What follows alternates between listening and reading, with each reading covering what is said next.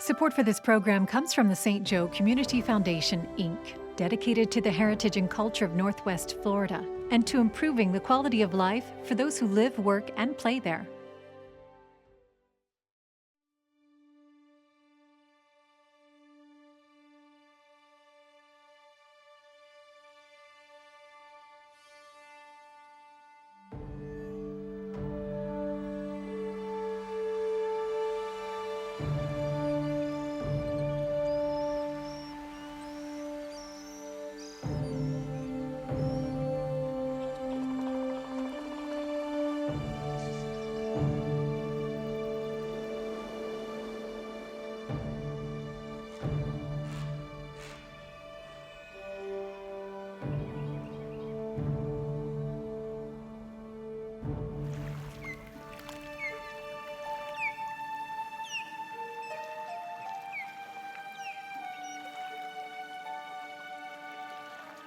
I'm an environmental filmmaker, and I've been documenting the coastal dune lakes in Northwest Florida for over 7 years.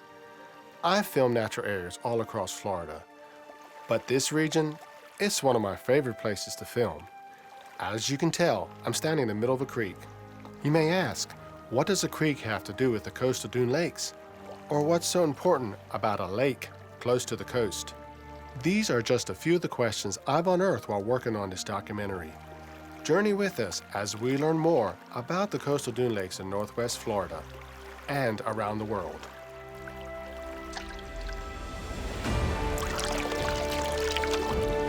Even people in Walton County who live here and were raised here, a lot of them don't know what the lakes are, don't understand. People see them, they see there's a lake as they drive by down 30A, and even fewer of those are inquisitive enough to ask us, like, why is there a lake so close to the beach? You drive over one after another. It just piques your curiosity, and you say, what are these? The dune lakes, first of all, extraordinarily beautiful, and they're unique to this region. Well, it usually goes like this. It says, man, y'all have a lot of bays here, because they don't know they're coastal dune lakes. It's much different from a freshwater lake, and it's not a river that's open to the Gulf at all times. It's pretty unique.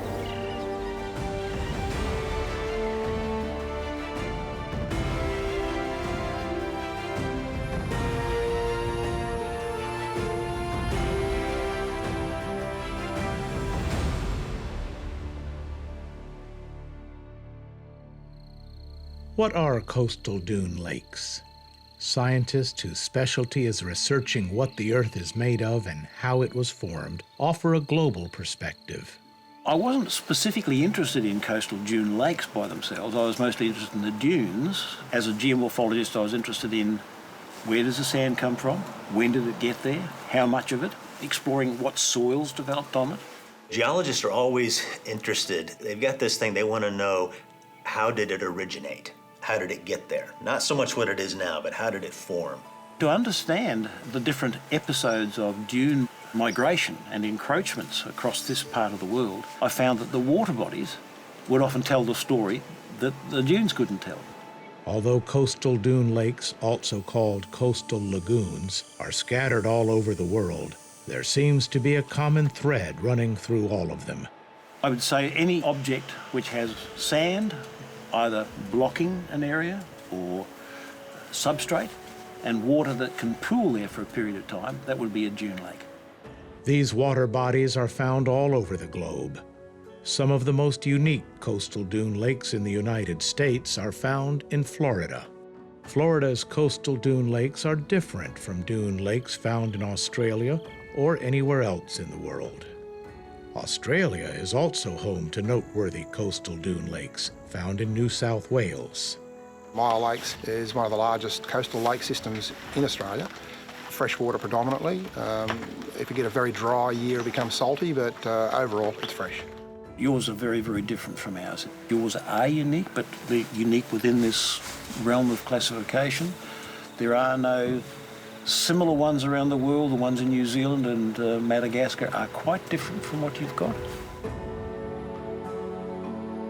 lakes have also piqued the interest of local scientists, revealing noticeable differences between regional lakes and those abroad. The dune lakes would be relatively recent geological phenomena. They probably developed within the last 4,000 or 5,000 years to the present. The lakes here have a history going back at least 125,000 years, when some sand started to come ashore and fill in the bays when sea level was like today's. These geologists determine the age of the lakes using core samples. While the dune lakes in Florida are relatively young, the material underneath them is much older. This area is of interest because it exposes 40, 50 feet of strata. We think that this humatic sandstone is going beneath here and actually going underneath the dune lakes. It's a hypothesis, but we think it's a pretty good one because further down on the beach, sometimes the beach will erode after a storm and you'll see the black humate sand. So we know it's down there, we know it's continuous to the coast and it goes further east. And this is just a good exposure of it. It is believed that the dune lakes in Florida are held up or perched by the semi-permeable humate sand. There are three vital components in a dune lake system: sand, water, and life. The sand found in the region is almost pure quartz. This is what gives the beaches and dunes their sugar white appearance. Quartz is the most abundant mineral on the Earth's surface, and it's also one of the hardest. Over geologic time, the sand made its way to the Gulf of Mexico via streams and rivers leading to the coast.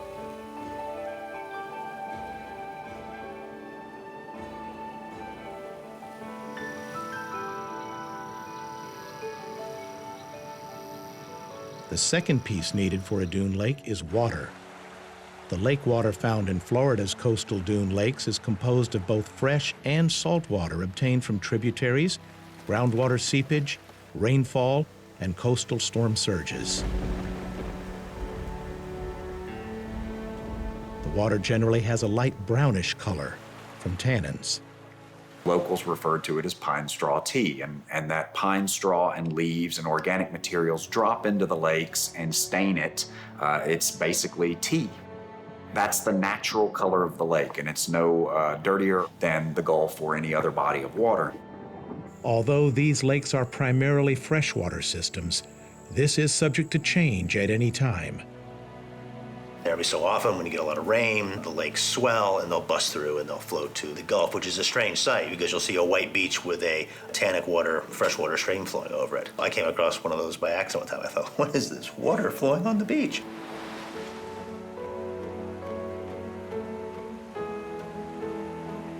When they open, with the runoff from the rains and waterways that travel down from the north into the south, the water bursts through the sand dune lines along the beaches, and it exchanges waters with the Gulf of Mexico. When the water bursts through the sand, it is known as a blowout or breakout. The channel that is formed between the lakes and the Gulf is known as the lake's outlet or outfall. Most outfalls meander to the Gulf through a creek located within a fan-shaped piece of sand known as the outfall plain. The drainage of the lakes and potential exchange with the Gulf continues until equilibrium is reached and the opening closes. The water flow isn't always Gulf-bound. Depending on tides and weather conditions, salt water from the Gulf may enter the lakes along with saltwater plants and animals.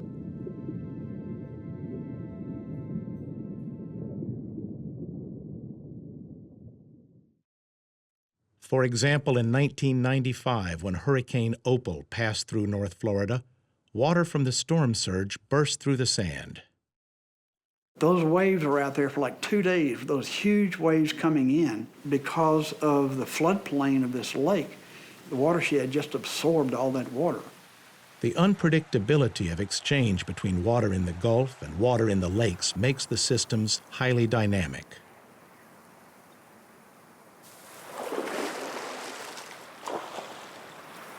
When that lake is on a routine basis of opening and closing, you can catch the primary saltwater, brackish water fish, but then when it gets highly freshwater, and we have a creek coming into our cove, so it can really freshen up quickly. It's just amazing, the variety of fish. It's just a fascinating ecosystem. And I've never seen that anywhere else I've ever lived.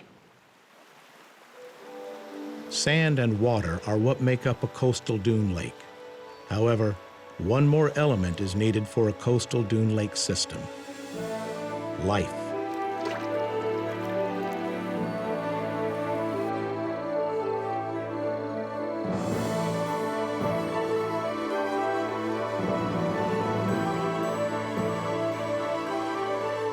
Salt water coming into the freshwater lakes gives all of the critters and sea life and the birds an opportunity to exchange healthy food supplies for all of them and continue that process for generations. Coastal dune lakes are important simply because they are a unique physical habitat that certain groups of plants and animals can take advantage of. The Florida Natural Areas Inventory lists the coastal dune lakes of Northwest Florida as one of 81 natural community types found within the state. A natural community could be described as the distinct and recurring assemblages of plants, animals, fungi, microorganisms naturally associated with each other and their physical environment.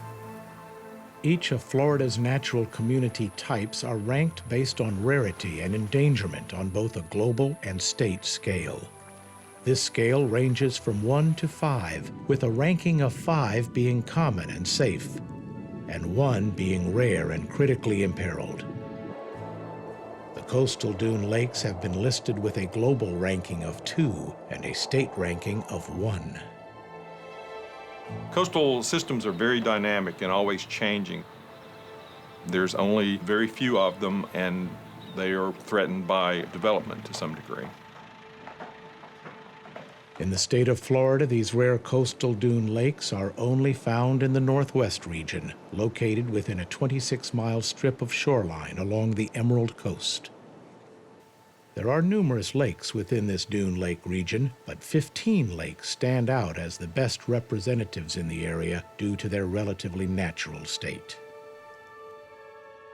From west to east, here are the names of the lakes. The first is Fuller Lake, located within Coffeen Nature Preserve. Next are Morris and Campbell Lakes, located within Topsail Hill Preserve State Park, which also has the tallest dunes around. At 13 acres, Stallworth Lake is the smallest of the 15 lakes. Along with Allen and Oyster Lakes, these are the first 3 of 11 lakes transected by Scenic Route 30A. The road then bends around Draper Lake and straightens out at Big Redfish Lake. Cyclists, pedestrians, and drivers can get a view of Little Redfish Lake and Alligator Lake from 30A and follow the road until the surrounding trees open to grassland. Here you'll find Western Lake, home of the area's signature view, an umbrella-like canopy of slash pines on the eastern shore just north of the dunes, nestled in Grayton Beach State Park. Next is Eastern Lake, followed by Deer Lake with a well-preserved dune field in the neighboring Deer Lake State Park. Camp Creek Lake is the last lake found on 30A before it reconnects to the main highway 98, which then cuts across Lake Powell.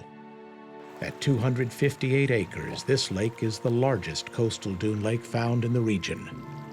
It is also the only lake found between 2 counties, Bay and Walton. With an average depth of around 6 feet, an average area of 60 acres, these lakes are perfect for human activities such as bird watching, paddling, photography, hiking, and swimming. Some liken their presence along the coastline to a string of gems in a necklace. I describe them as 15 jewels. You know, one is a diamond, one is a ruby, one is a sapphire. They're all different. They all have their different qualities, and they all are set in a different setting, delicately, almost like a ring would be. The water is emerald green. So, you know, it's almost like you're looking at a field of jewels. And the further you go down 30A, you know, you might see a pearl, and the sun glistens off of the diamonds. They're beautiful places, and they are very attractive for development. But fortunately for Florida, quite a few of the best examples are in public ownership, and we already have some really nice examples that are protected. Many of the lakes, along with some of the most unspoiled dune systems in the region, are located within the bounds of state lands. 4 state parks, Topsail Hill Preserve, Grayton Beach, Deer Lake, and Camp Helen, all work to manage the dune lakes found within their jurisdiction. The watershed for many of the lakes is located in the Point Washington State Forest. This forest stretches all the way from the Emerald Coast to the Choctawhatchee Bay. Of the 56,000 acres that make up South Walton County, around 40% are in state conservation. Very few other places elsewhere that have these lakes that sit right behind sand dunes or very close to the primary dune system. I think it's also unique because of the degree to which these lakes are in public ownership. Along with the coastal dune lakes natural community itself, the Florida Natural Areas Inventory has identified several more community types surrounding the lakes.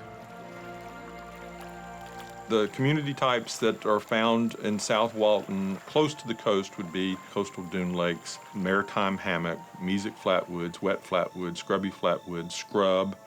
And as you get further inland, you'd begin to see things like upland pine forest, sandhill, seepage slope, and communities like that.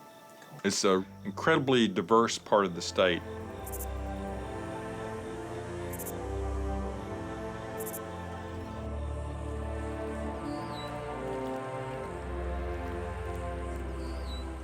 Several natural communities are fire-based. Sand pine is one such species that depends on fire. These plants need fire to reproduce in a lot of instances. Like a sand pine needs a stressor to open its cones. So here they get a stressor in the form of salt spray or fire. So they need a stressor to open those cones will stay closed and those seeds won't propagate. When we burn, we try to burn low and slow, kind of like you smoke your pork. You know, we try to do it nice and low and slow. Wet prairies are one of the many natural communities that require fire to thrive. Without fire to eliminate trees and large shrubs, some of the plants found within the system can't grow. There are also what botanists call heliophytes, a fancy word for sun-loving plants. Plants that really like that intense sun that you'll find in a community that doesn't have shade because there are no trees or shrubs for the most part. Like coastal dune lakes, wet prairies are globally imperiled. These rare natural communities are unique in that they contain many different species of insect-eating plants.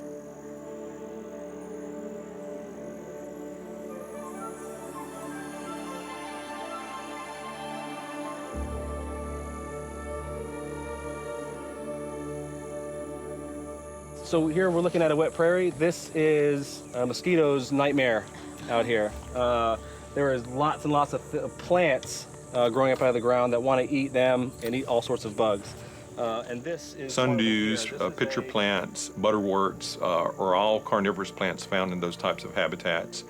The Western Panhandle, it has the densest concentration of carnivorous plants of anywhere in North America. So we're a very important part of the world when it comes to carnivorous plant species. Due to the wide variety of insects found in this habitat, carnivorous plants thrive.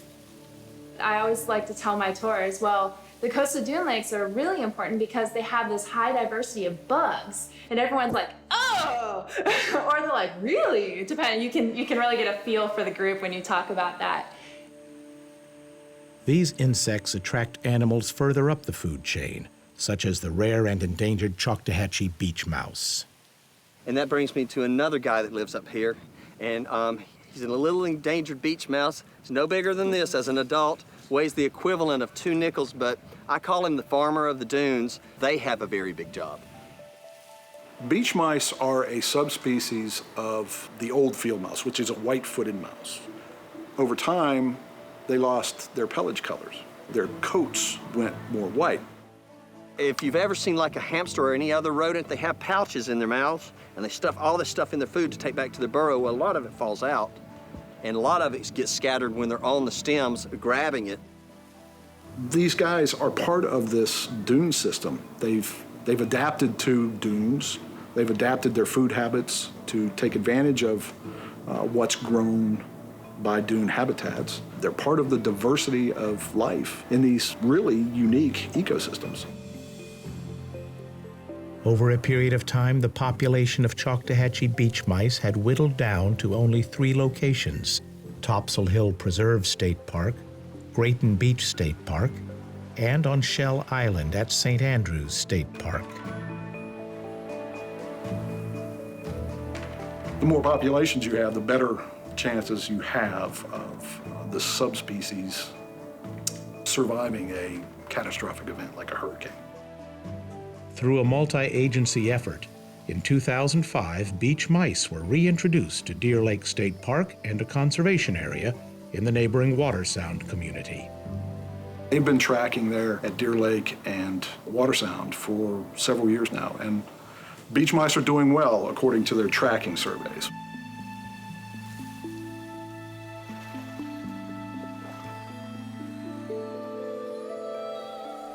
Another special resident of the dunes are snowy plovers, who make their nest along the front of the sand dunes.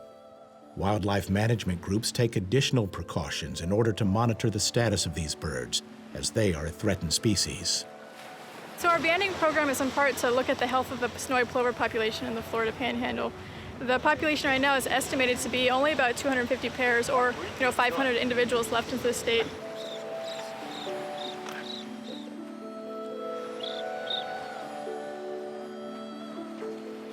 Those few birds are actually in smaller and smaller locations, so the nesting habitat is actually shrinking due to habitat loss from development and recreational pressures and things like that.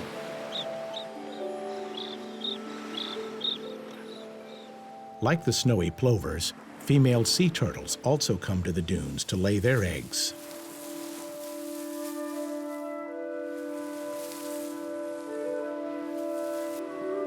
A lot of these places that have coastal dune lakes have wonderful nesting habitat for sea turtles. Loggerhead and green sea turtles are highly endangered and particularly vulnerable to human activity. The South Walton Turtle Watch, a volunteer organization that monitors their activity, offers a few recommendations as to how you can help protect them. Keep lights that can be seen from the beach turned off. Use a red light emitting flashlight on the beach at night. Smooth out sandcastles, fill in holes, and take all your belongings with you when you leave the beach. As locals say, take only your memories, leave only footprints. Many of these efforts, such as taking your trash with you, help to keep the environment clean and safe for other species as well. We have lots of wildlife here. We've had bears here past couple years, lots of deer, rabbits, migratory birds come through here. A lot of shorebirds use our beaches, and especially where the outfalls from the lakes come out to the beach.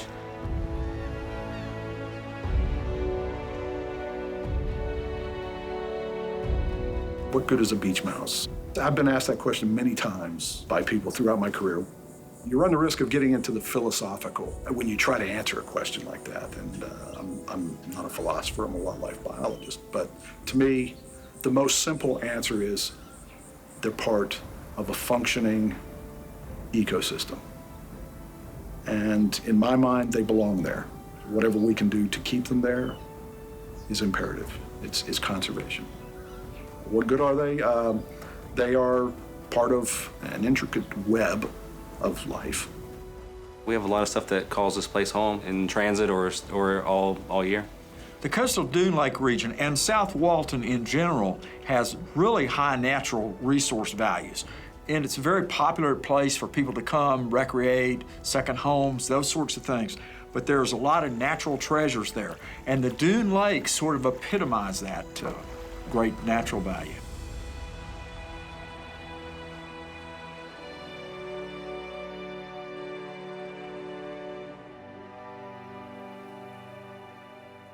The species that have most drastically altered dune lake systems are humans.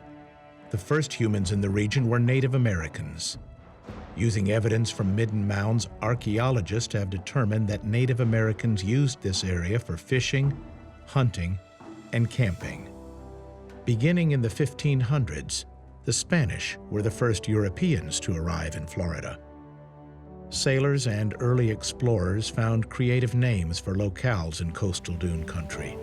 Blue Mountain Beach was named for when the dunes were covered with the indigo flowers of the Gulf Coast lupine, and Topsail received its name from the resemblance of its tallest dune to a ship's sail. Attracted by the emerald waters, white sand dunes, and pristine lakes, people began to move to the area. Well, I mean, let's go back and think about what first brought people to Florida. It was the natural beauty of Florida. That was our first tourist industry. In 1950, the population in Walton County was around 15,000. It has sprouted to its current size of approximately 60,000 residents. After World War II, Florida started moving more in an artificial direction, started resculpting its environment. In the peninsula, particularly with dredge and fill projects and finger peninsulas or islands to build more houses, to draw more people to live down in Florida. After World War II, we began designing neighborhoods and cities with automobiles in mind. So the parking lots got bigger, the urban sprawl slowly began to creep over a period of decades. It was inevitable that these beautiful beaches, their snow white or pristine white sand, be discovered in the emerald waters as well. These beaches along the Florida Panhandle are, I would argue, the most beautiful in the country. What we've had is we've had an intensification of, say, since the 70s of our shoreline all around the state of Florida and much of the other states in the southeast and the east. Stephen Parker Leatherman, also known as Dr. Beach, is a coastal geomorphologist who started ranking America's beaches by beauty in 1991. So, which beach is America's best beach? According to Dr. Stephen Leatherman, famous geology expert from the University of Maryland Center for Coastal Research, the very best of the best is not where you might expect. Not Hawaii, not California, no glittering American Riviera, but rather a small, off-the-beaten-track area in South Walton County, Florida, where people actually live year-round and kids paint murals of their dogs. It's called Grayton Beach, and now its secret is out. This was in the middle of nowhere, and it was unpublicized until Dr. Beach came down here and rated Grayton Beach as the most beautiful beach in the United States. And the next weekend, the limos were in Grayton with the developers. In a recent news release by the U.S. Census Bureau, the area where the coastal dune lakes are located was ranked as one of the fastest-growing regions in the nation. And Florida has recently passed New York as the third most populous state. Oh my gosh. It changed dramatically. Obviously, the first thing you're going to say is the number of people, the traffic on the road, the developments all around. With a growing human population comes additional pressures on the natural area. Overdevelopment and improper management have altered many coastal dune lakes' ability to function naturally. You can go to Destin and you can go to Panama City, and on the way there, you'll see some remnants of old coastal dune lakes, which were completely developed. There are two to the west of us, Stewart and Horseshoe. I understand they both had beautiful outfalls at one time, but they unfortunately have become drainage ponds for development. Destin and Panama City also have lakes very similar to this, but they've made very different management choices. They have lakes which are freshwater lakes, and then they have a culvert that relieves them to the Gulf, but they don't have a connection that allows for exchange. So they have what probably were coastal dune lakes that functioned very much like ours, but now Walton County is the only place where the outfalls are unrestricted. There is continued pressure along the lakes for them to function in ways that best suit human needs. Yet, despite these difficulties, there are forces at work to preserve the lakes. The Choctawhatchee Basin Alliance focuses on education as one tool for lake preservation. Run out of the Northwest Florida State College, CBA is a nonprofit organization with a goal of promoting the health of the Choctawhatchee Basin, which includes the Dune Lakes. CBA breaks our work down into 4 main program areas: restoration, monitoring, research, and education. So within those 4 program areas, we do specific things on the coastal dune lakes related to each one.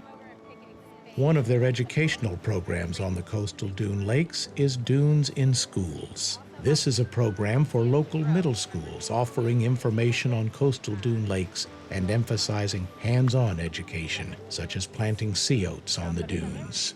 So we're instilling a sense of place with them and really fostering a culture of stewardship for the watershed. CBA works in conjunction with the University of Florida's Institute of Food and Agricultural Sciences Extension Program to educate locals about exotic plants in the area. We're actually getting homeowners to sign up. They agree to have us remove invasives in their property, and we have a bunch of partners on that project. And then in that, it also supports the efforts of Choctawhatchee Basin Alliance's treatment of invasives on the coastal dune lakes. CBA also works to protect the lake by removing invasive plants and does monthly water quality tests on all the lakes.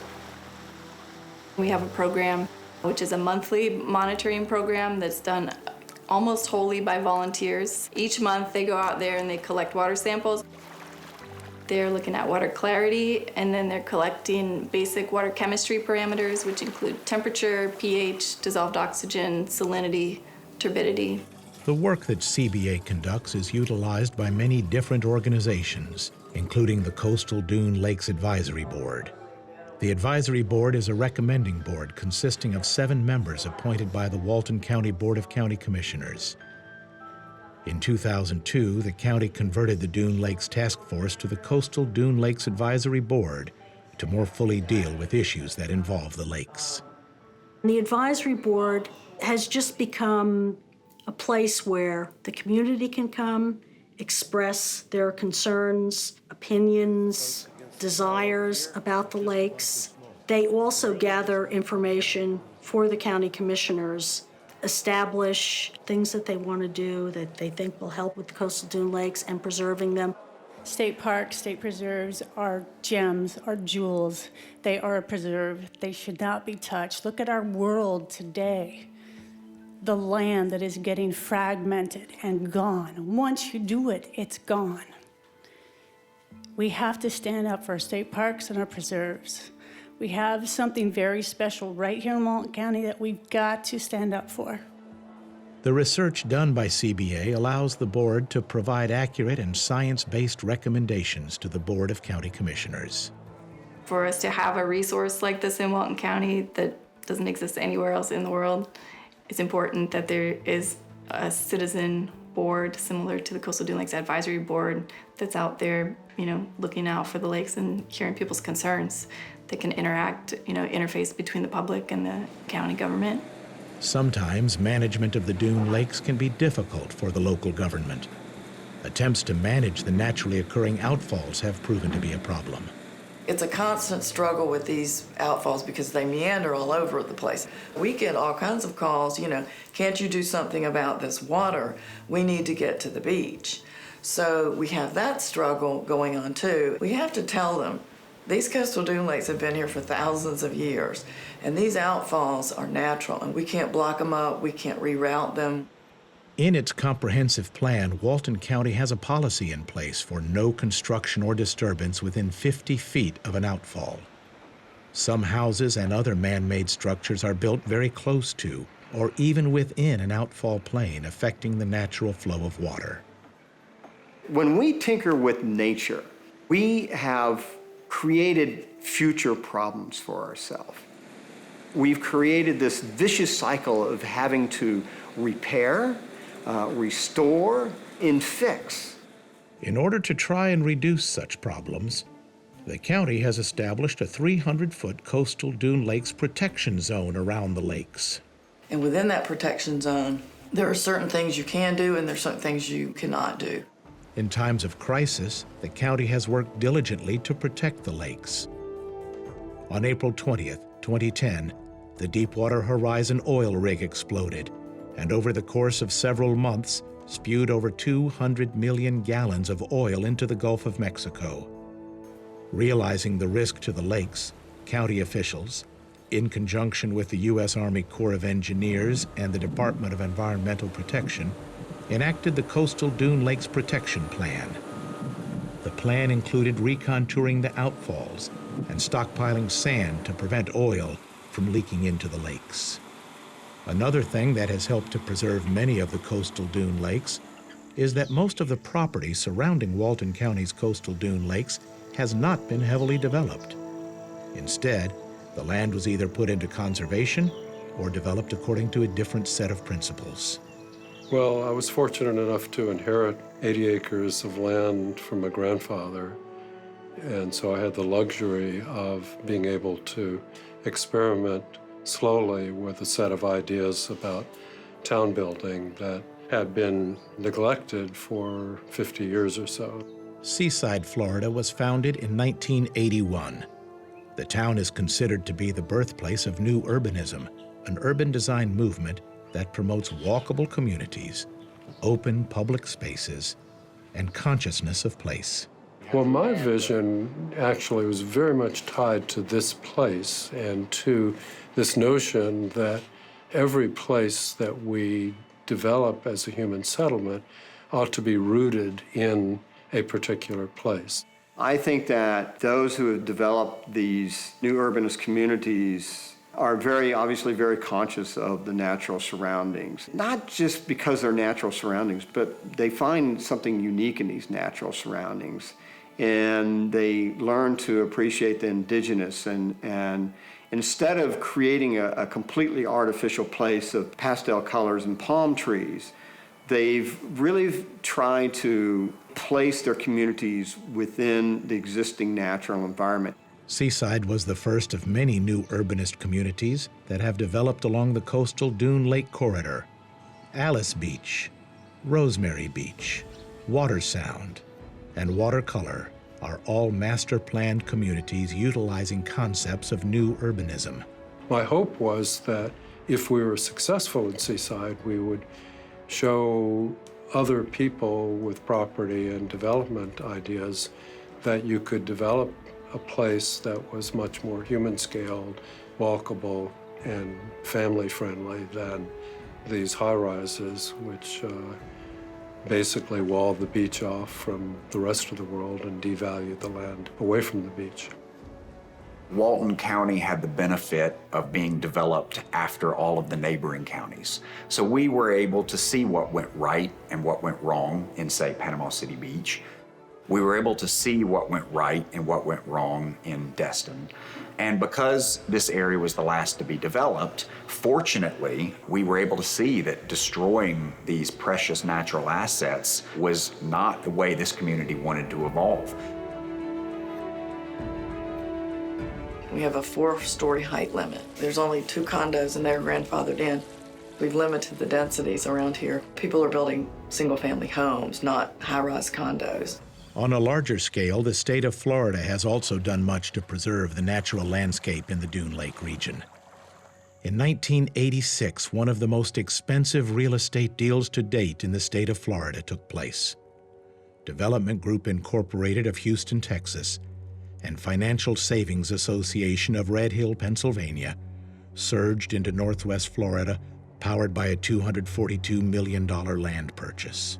The companies, acting in unison as Emerald Coast Joint Venture, bought roughly 21,000 acres that included about 6 miles of undeveloped beachfront, including Topsail Hill, a tract the state had long eyed as a potential park.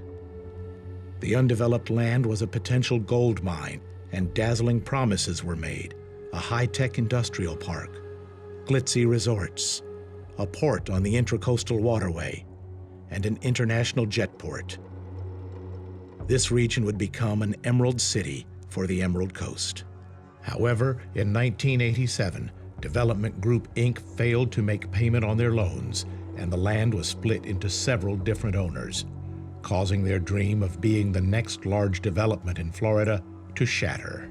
In 1990, the Florida legislature passed the Preservation 2000 Act, a $3 billion land preservation fund dubbed the most ambitious land acquisition program in the United States. With recent funding for land acquisition, attempts to purchase the property for preservation began. And we started organizing people, citizens who shared an interest with us. And before long, we had some 1,300 people. In 1992, Florida's Conservation and Land Program, funded by Preservation 2000, ranked the Topsail property as one of the top 5 most important properties for purchase. Researchers had already deemed Topsail Hill as vital to preserve due to several rare and endangered species existing within the area. And so we started working on how we could get the state interested. And we looked at endangered species like the Choctawhatchee beach mouse and the red cockaded woodpecker. I hadn't heard of these before, but they were legitimate creatures that needed to be protected. A number of local citizens and organizations worked together to persuade the state to purchase the land. George Langstaff and others at 4 Mile Village, a small development neighboring Fuller Lake, contacted George Wilson with the Nature Conservancy and lobbied the state to purchase the land. A team of us consisting of myself and people like George Wilson and 3 or 4 people from 4 Mile Village went to Tallahassee to talk a little bit with the governor and his cabinet about what was going on over here and what we thought could be done if the state would consider purchasing the property and turn it into a preserve and a wonderful place for Florida and the world to enjoy.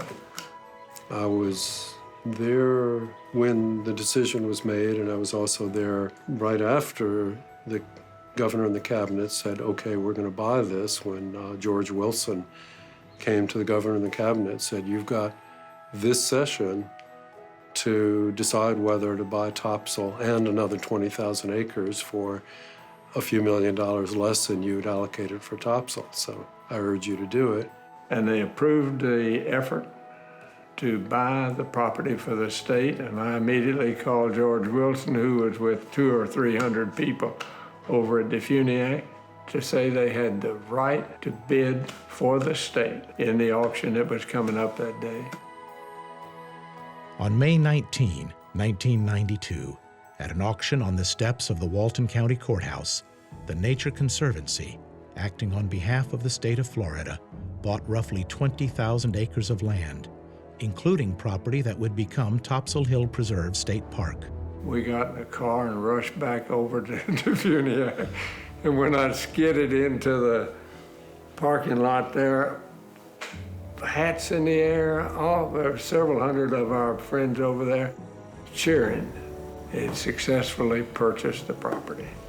And that was the origin of Topsail. Approximately 400 acres would become parts of Deer Lake and Grayton Beach State Parks. The majority of the purchase would go on to form the present-day Point Washington State Forest, a 15,000-acre tract that protects the watersheds of most of the lakes. We have a magnificent state park preserve now that would have been intensively developed, and it would not be available as a public resource. It would be a private development, just like the whole rest of the coast.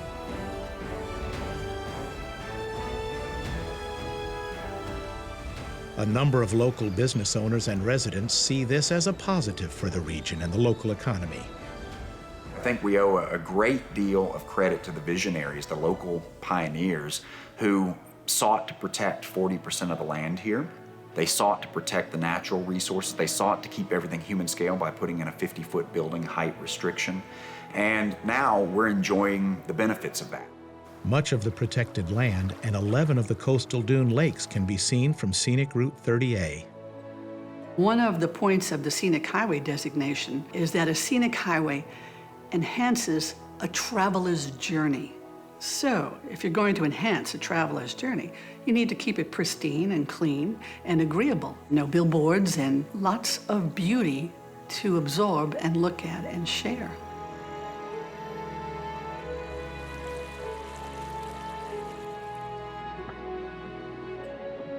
The paddleboarding community has embraced the coastal dune lakes as a great place for their sport. We found that our area is really one of the best places in the world to paddleboard. Definitely because of the coastal dune lakes. I mean, it affords us a variety of paddles on any given day. And it also gives us access to the Gulf, because there are days where we can leave this boathouse and we can paddle all the way out to the Gulf of Mexico at Grayton Beach. And it just really lends for just a memorable paddle. In 2013, the headquarters for the annual World Paddle for the Planet event was Lake Powell. The founder of the event, Bob Purdy, traveled from British Columbia, Canada to host the global marathon. There's satellite events going on all over the planet, which is really cool. We've got them Abu Dhabi, Europe, Australia, South America, Puerto Rico, Hawaii, all over North America.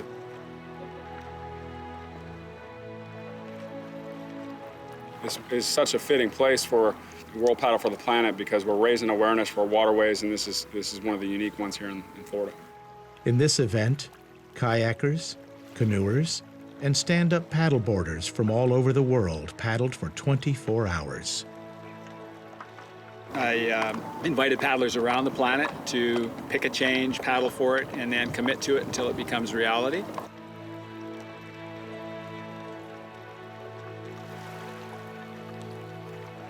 This event in particular symbolizes that we all need to come together as one voice and get over our individual differences, because we're all in this battle together.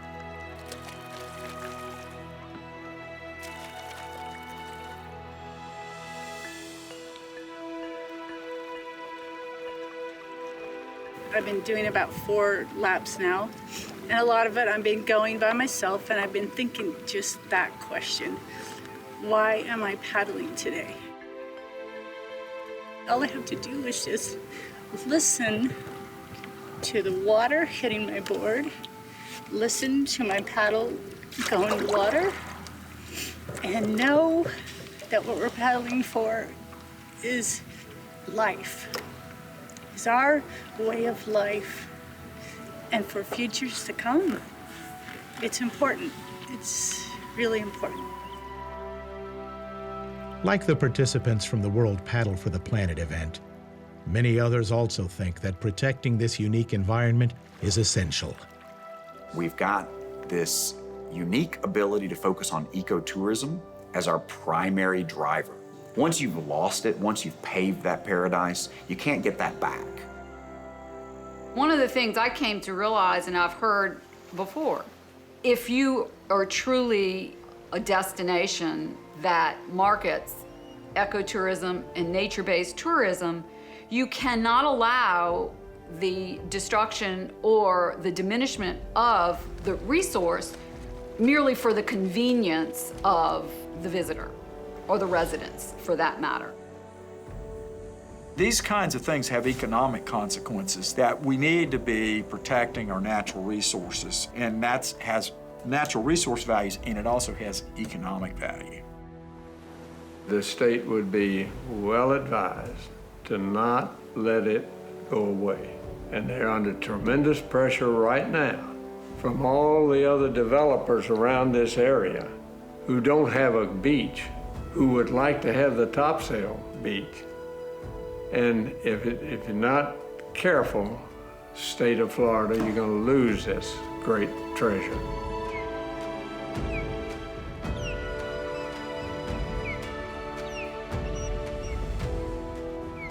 How many coastal areas can you go to and see something like this? See something that in the year 2014, you still have something that has been preserved, that is in quite a natural state. 15 coastal dune lakes, they're all different. Some of them have been developed around more than others, like Oyster Lake right here. But when you think that in all these years, they have still been maintained to be such a natural thing, and the system that creates dunes, builds up the berm, and the rain comes down and it flushes out the lake and it connects to the Gulf. It still happens. It hasn't been obstructed. And I think that's just incredible that it's still here.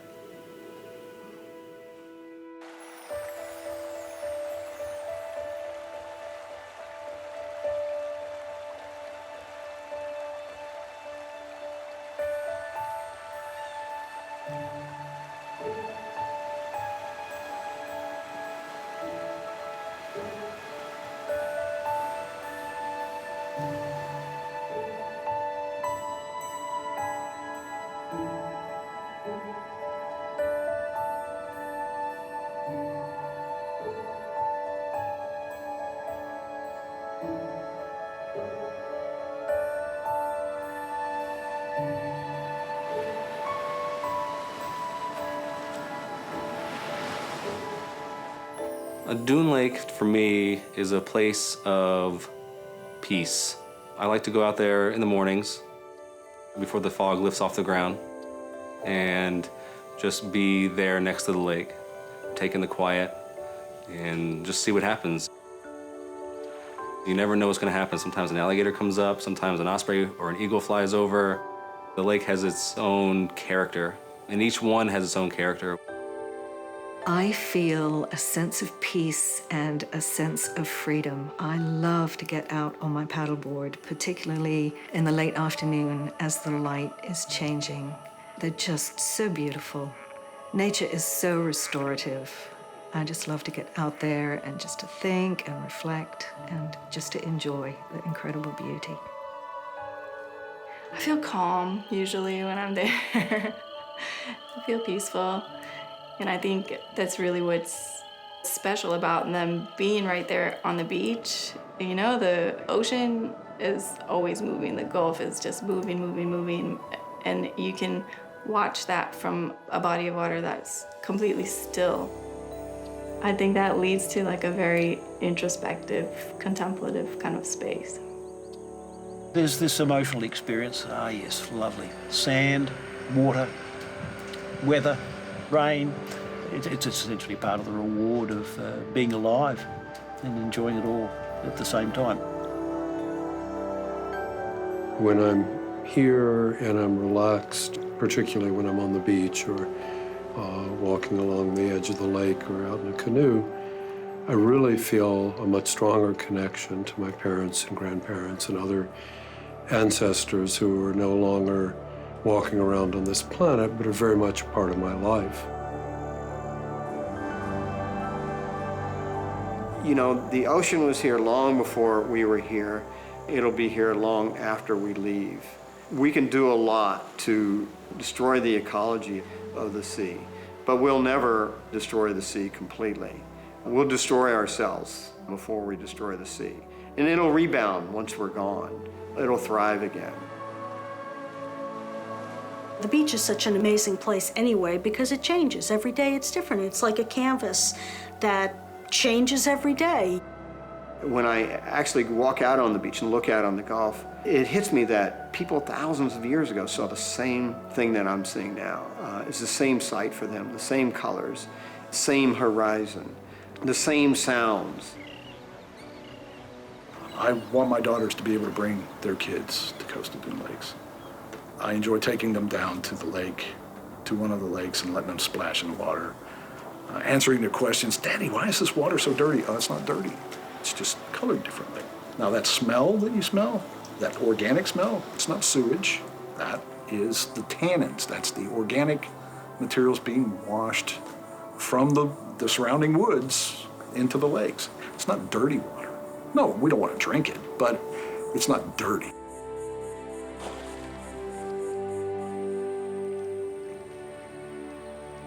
You don't go places and see that. You come here and you see it here.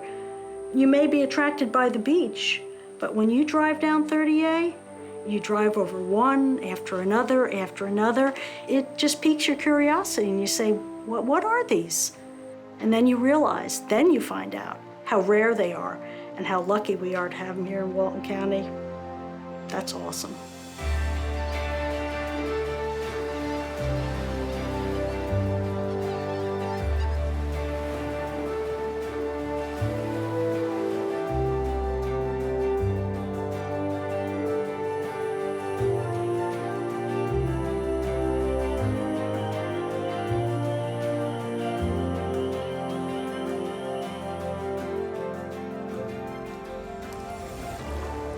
water, sand, and life. These three elements make up the coastal dune lakes found around the world. Similar, yet separate, each coastal dune lake functions in its own unique way. These sanctuaries of nature are ours to explore and enjoy. Protecting these natural treasures is the responsibility of me and you.